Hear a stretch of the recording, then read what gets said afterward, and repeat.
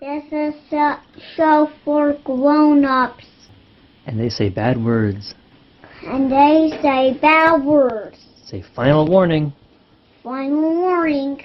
Hello and welcome to the Pot of Blunders. My name is Nate Magnuski and I am here with Alf Peter Malmberg of Blackfisk Publishing. That's right. Hi. Hello. We are here to talk today about your current Kickstarter campaign for Blood Feud. Yeah. All right. So thank you so much for taking the time to be here with us. I appreciate it. Thank you for inviting me. Yeah. So let's get the basics out of the way. What is Blood Feud all about? Well, the short version is it's a GM-less role-playing game about toxic masculinity. So that is the short version. Right. I should say it's inspired by Sagas of the Icelanders and Dream Askew. Mm-hmm.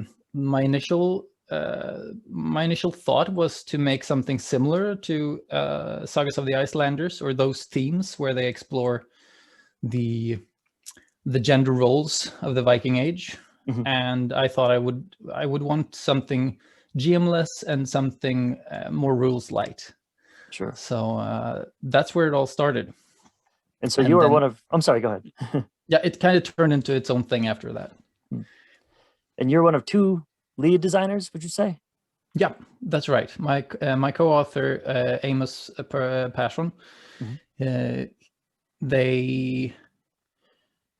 They were, I kind of contacted them pretty straight after I got this idea, because when you're dealing with this kind of topics, you really want to make sure that you know what you're doing.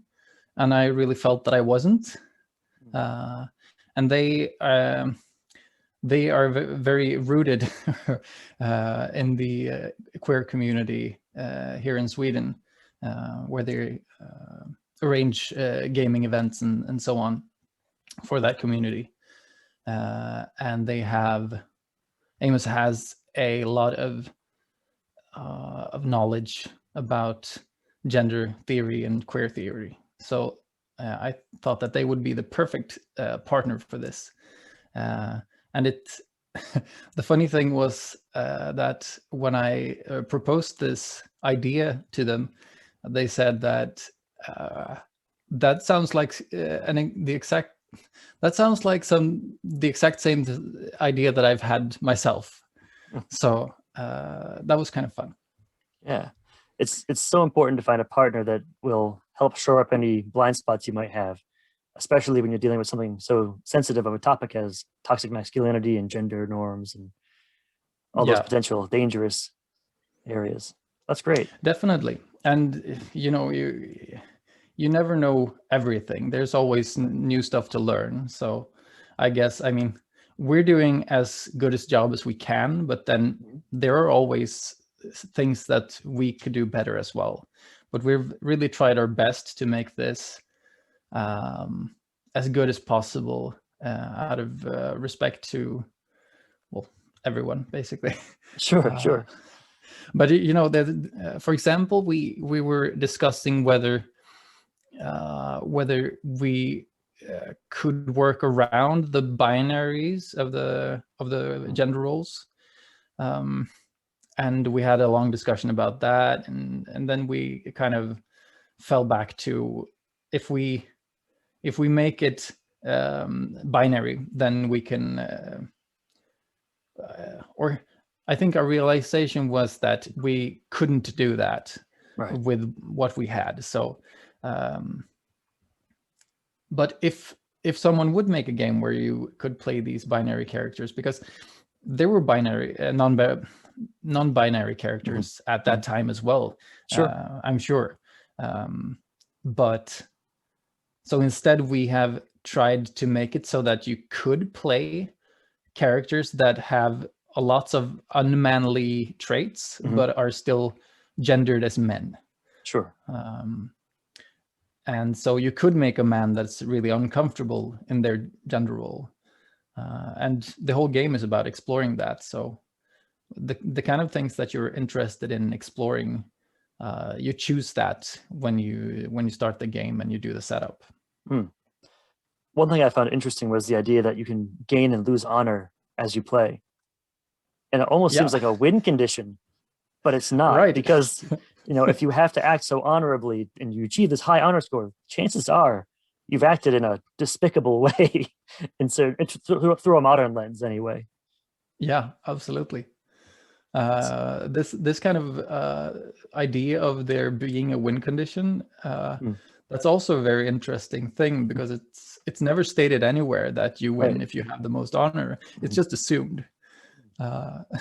So that is one of the things that I kind of like the most about this game, that even if you feel like you've lost, like you didn't have enough honor, you were trampled by these other men who had honor and had power over you, you can still fall back on you were probably a pretty decent guy. Right. So that's the worst case scenario, I think. So why was this theme so important to you?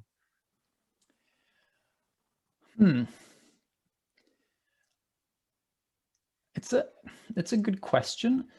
I'm not really. I think that me myself, I've always been very keen on making my games including or inclusive, but I haven't really before wanted to explore gender norms and these topics. I have wanted to play role-playing games in inclusive settings and inclusive fiction.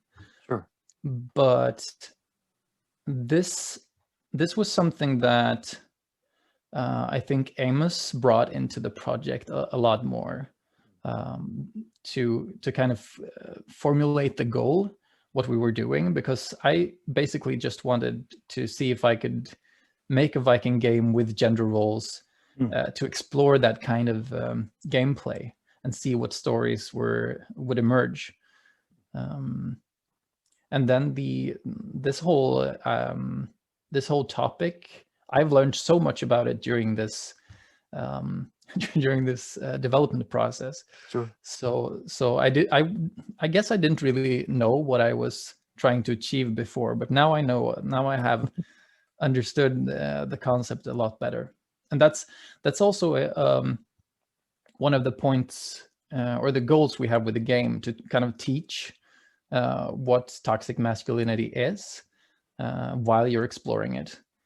Because you have these 7 moves that are all kind of power moves. You do them to gain power, and when you don't have a GM that can say that, well, that was commenting on a woman's appearance, or that was insulting someone, the whole group is responsible to spot these behaviors.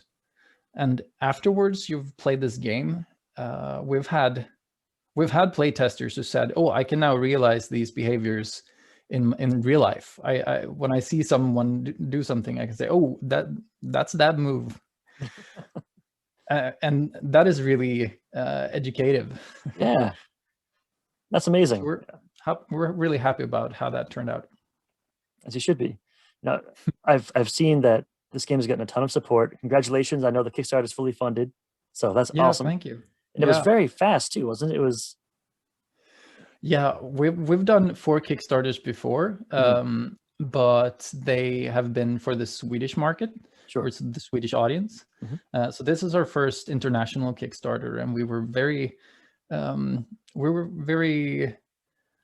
shouldn't say worried, but kind of concerned that maybe this isn't a smart move to do this kind of political game as our first step into the international market.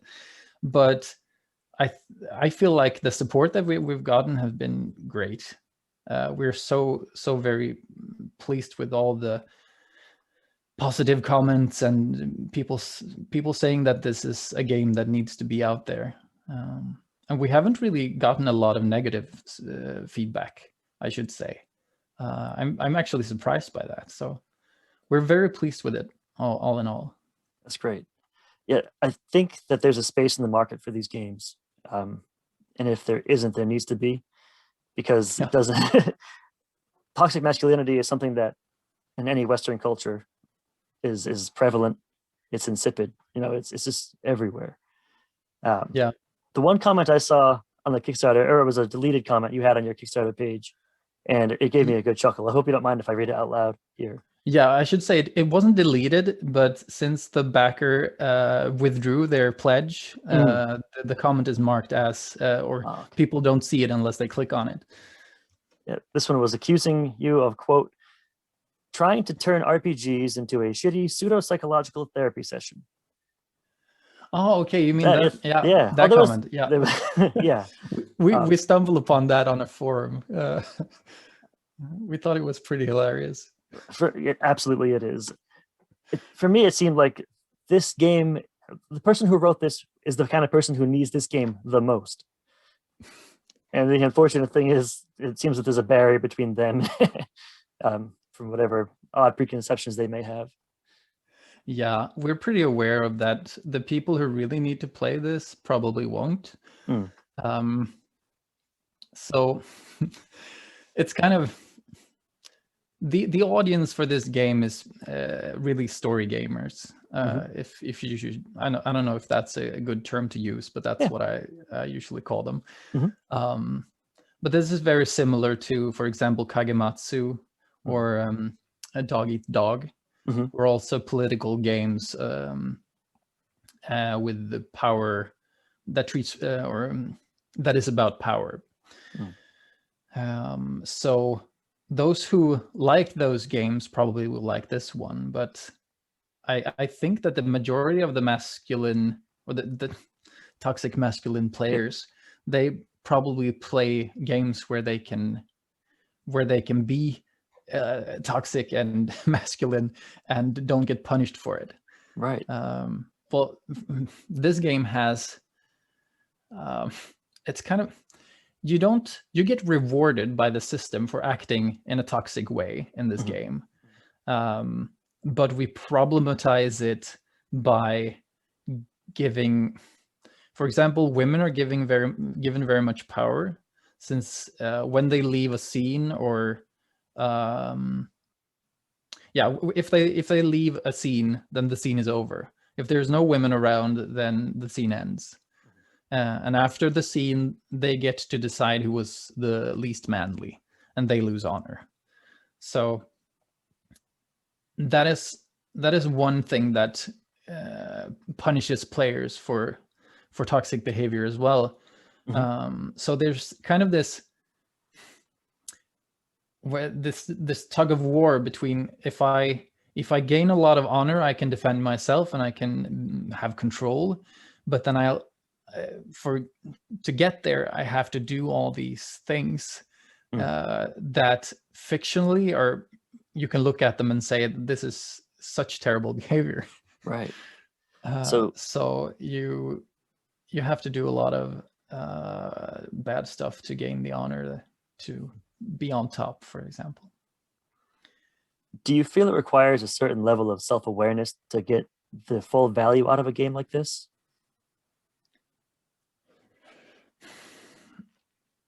I'm not sure what you mean. What kind of self-awareness are you thinking?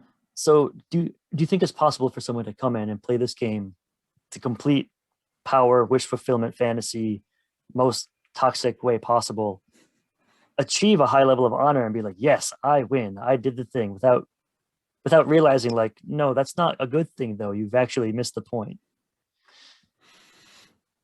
I think that players that go into this activity or this game with that state of mind, they will pretty soon get killed in the fiction, because that is also one of the things that we have made to kind of control this, so that if you are the one on top with all the honor, anyone can kill you. You can never defend yourself from being killed, because any player can just say, I kill you. So that is kind of the balance of power that exists. And if you are enough of a douchebag, people will kill you. So that's one of the things that I think is the most interesting about this game, that you always have to know when to stop and withdraw, because if you push people too far and they have no honor left, they can always kill you. They have nothing to lose. So yeah, I don't think that players that want to power game this will think it's meaningless. That's really interesting. Yeah, that's a beautifully balanced thing. That's that's really wonderful. So good job. Thanks. I mean, I haven't designed many games. I've designed one game before that is published in Swedish. And it was kind of a traditional game, so it wasn't very innovative. And during that design process, I realized there was all these other games that did stuff that was much more interesting to me than the traditional roll a d20. But I feel that when I design games, I stumble upon things that work. And often I haven't really planned it. I just find, oh, this worked very well. And this game has, to my, yeah, I'm very pleased with the way that this turned out, but I can say that it is very much luck involved. All good things have a certain amount of luck involved, so that's okay. When you set out to make this game with your co-designer, did you set out to make an educational game primarily, or did you set out to make an entertaining game primarily? I think we approached that from two different directions. I wanted to create a story game that produced good stories and that revolved around these gender roles. And Amos was more about making it an activist game. Sure. Because that was the goal that they had in mind since before. So I think that really, I think that we really complemented each other in that way, because I was very keen on what stories were produced. Well, they were also very keen on that, but I wasn't sure how to make this an activist game. And they had a much stronger idea about that. So the answer to your question is that I wanted to make a game that stood on its own legs. I'm not sure if that's an expression. Yeah, it is. Yep. And then I think Amos wanted to make it into an activist game. Right. It seems to have hit that line perfectly from what I've read. Now, I've read through the book last night, and I am really floored by the amount of clever design in this game. And I don't mean to be too effusive with my praise, but it's great. It's great. Yeah, since both me and Amos are happy about it, I guess we succeeded. There you go. That's always a good test. Yeah, if you're happy with it and you had two disparate ideas, then wonderful. Yeah. So we touched on this a little bit earlier, but I wanted to kind of revisit it. The game is by design male-centric. It's exploring these ideas of toxic masculinity, but there are important roles for female characters. Yeah. So can we discuss that? Like, can you tell us how women are portrayed in this world and about the rules surrounding playing female characters in the scenes? Yeah, sure. So all players have a main character, so to speak, that are their character. And all those characters are men, because we wanted to explore toxic masculinity from the perspective of men. So that's the reason why you play male characters. But then we were also very keen on making women like a powerful force in this kind of narrative as well, because they were during this period. And I think we kind of drew, or at least I drew, a lot of ideas from Sagas of the Icelanders, because women don't have moves for stuff that men have moves for. And that means that when they act in ways that are normally, or if they do something that falls under the move of a man, they don't trigger the move. So that was basically the idea, that the men in this game have the moves that they can use them as tools to get what they want, but they're also bound by them, because as they do these things, there are certain things that happen, and people can object to what they are saying and insult them back and stuff like that. So they have the framework to work with that kind of symbolizes the norms that they need to enact. However, women, they have no tools. They have no real rules, or they at least they don't have moves. So they can do whatever they want. And they are not bound to what any moves say that happens if you do it. However, since they don't have the tools, they are also very, I shouldn't say vulnerable, but it's really hard to play women at times in this game, because you have to stand up for yourself without having any mechanics to back you up. Mm-hmm. So I think for me, a key to playing this game has been to make the women really characteristic and have personality, so mm-hmm. that when you play them, you feel that they are a real character or a real person. I've felt at times during the playtesting phase that women have become pretty boring, and they're just wallpaper. And that felt like not something that we want. Sure, we want them to be important. Mm-hmm. So, yeah.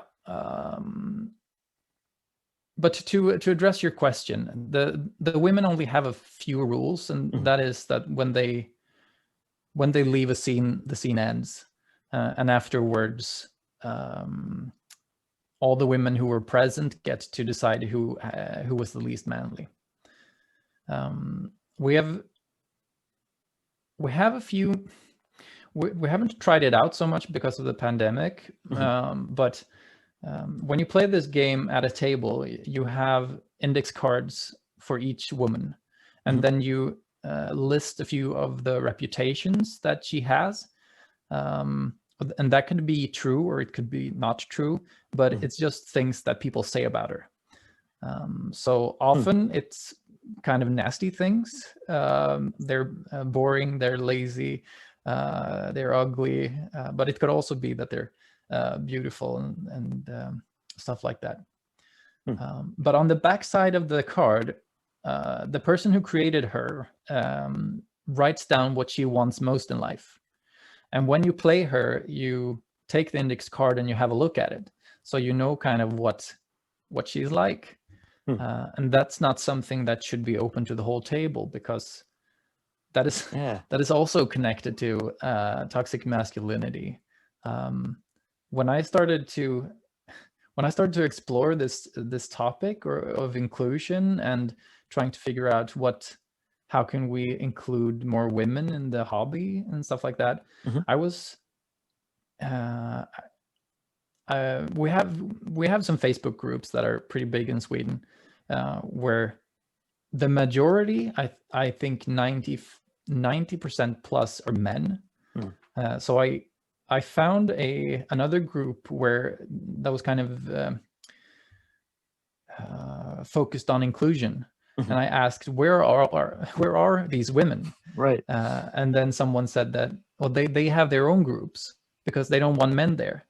And I said, oh, it would be so interesting to hear what the conversation looks like that, so I know, so I as a man can adjust my behavior. Right. But then I got so much backlash because men should not have access to those groups. That's the whole idea. Even if they are listening, that's like a whole thing that you cannot demand to know what goes on in these groups. Right. And that to me was a very shocking realization, because I had all the good intentions, but I was met with this backlash. So I think that's a bit of the same thing, that the men don't know what the women want most in life. And if they want to know, they can ask. How often And do they ask? they can decide to answer if they want to. Right. Yeah, there's a wonderful power dynamic there, both in real life, as you discovered, and in the game. So I heard this game described, I think earlier by you actually, as rules light but content heavy. It was actually one of our playtesters who said that. And I thought it was a pretty good description. Yeah. Whenever you're dealing with this kind of subject matter in any game, it can get rough, and it can be, it can go very quickly into unsafe places or triggering places for certain people. I saw that at the end of the game, you have a mandatory like half-an-hour debrief time set aside. Can you walk me through that design choice and what that looks like in your playtests? Well, we got the idea from the LARP community because they often do these things. And they often have LARPs that touch on very sensitive topics as well. And at first I felt like is that really necessary? I mean, sure, we have our safety tools to make sure that everyone is comfortable. But do we really have to have this mandatory sit down and talk about the experience afterwards? People can do that if they want, but do we have to have it as mandatory? Right.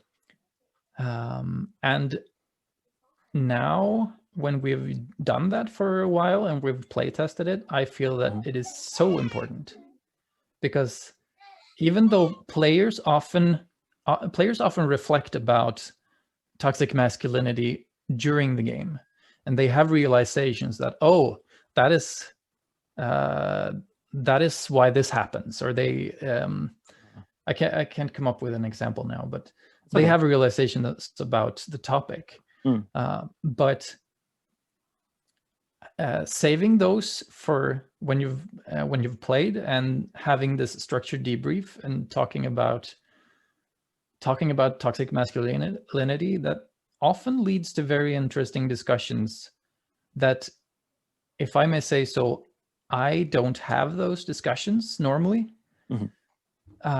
And when we're 3 men who play this game, and we have sometimes 45 minutes and an hour of a debrief where we sit and talk toxic masculinity, I mean, that we've achieved something.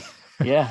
Not to pat myself on the shoulder, but I really feel that is an important part. I see that now. I think you should pat yourself on the shoulder. I think both you and Amos deserve a lot of credit for that. That's amazing. Thank you. As I was reading this and I was thinking about post-pandemic life, whenever we get to that point, I was thinking about running this game, or hosting it rather, because you can't run it. It's a GM-less game, for a convention. And I was wondering if that would be a terrible idea or a wonderful idea. Because I think people see Blood Feud and see Vikings, and if they don't have like a little like debrief, like, hey, this is a game where we're going to explore these tough topics, and you might not get out what you think you're getting out of. I wonder how that should be approached, and if I should. I feel like I'm going to, because I'm a shit stirrer. I like to to make things a little uncomfortable for folks. So yeah, I must say thank you. That means so much to us that you want to play this game with others. And we have played this at conventions during the playtests phase. And I think the most important part is to make sure that people know what they're getting in on. Yeah. And since the setup is so structured, and we have this read aloud boxes, so that when you play this game, you always say the same things. And we know that if you say these things, people understand what it is about, and that will work.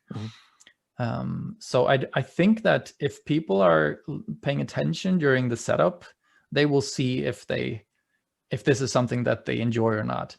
But I mean, it could be a good idea to know that this is going to critically explore toxic masculinity before you sign up to the game. But otherwise, I really encourage it.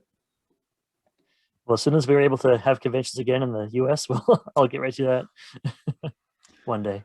Oh, yeah. One day. Yeah, I feel the same. So I don't have any further questions written down for you, but I always like to end interviews with, what's one thing you want everyone to know about this game that I haven't asked you yet?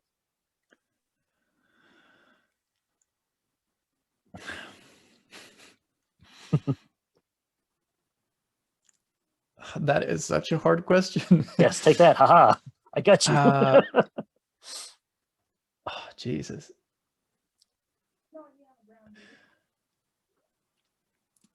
I think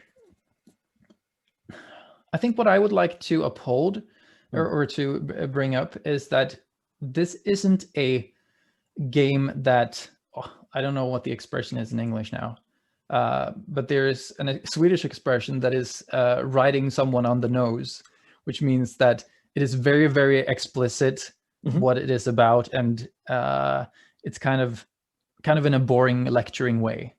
Sure. This game isn't lecturing. It's not. If you know what toxic masculinity is, and you feel that, well, I don't need this game because I already know. It is a game that stands on its own feet. It is a game that is enjoyable for just the sake of playing. Yeah. I have had so much fun playing this game. I mean, it's not a comedy game, but as one of our playtesters said, it is so filled with relatable comedy at the same time as it is this serious game. So the best experiences I've had with this is when you play it very seriously. Like, these are real people and they react in the way that real people would, and they get upset and all these things. If you do that with being serious and really taking it as, if you take it seriously, I think it kind of lifts the game, so that you have a lot of fun, you laugh a lot about what's going on. Sure. But it's not a game that you play for laughs. That's a really good summation of it. Yeah. I think that's what I would like to say. Perfect. Thank you so much for taking the time out of your day to speak with me about this and for making this amazing game. So thank you so much for hosting this show and bringing me on. My pleasure. I'm very pleased. When does the Kickstarter wrap up? How many more days? I think it's 8 more days. Is that from this day of recording? Yeah, it ends on the 4th of March. It ends at 8 here, so that would be at 2 o'clock. 2 p.m. here, yeah. On the East Coast of the US. Yeah. All right. Exactly. So if you haven't backed it yet and you're listening to this now, go do it. And then if you missed the Kickstarter, go onto the website and go buy it, because this is amazing. It's a fun game. It's a powerful game, and it's well worth your time and effort to support projects like this. Thanks again to the folks at Blackfisk Publishing for spending some of their precious mid-Kickstarter campaign time talking to us about their game, Blood Feud. If you've got questions about their game, you can reach Blackfisk Publishing on Twitter at blackfiskpub or via the website at blackfiskforlag.com/contact. That's right, I busted out the Swedish for that one. The spelling is BLACKFISKFORLAG.com. If you have questions or concerns about the podcast, you can always reach us via contact@potofblunders.com or via Twitter @potofblunders. I've been your host, Nate Magnuski, and as always, may all your Ds be 12s.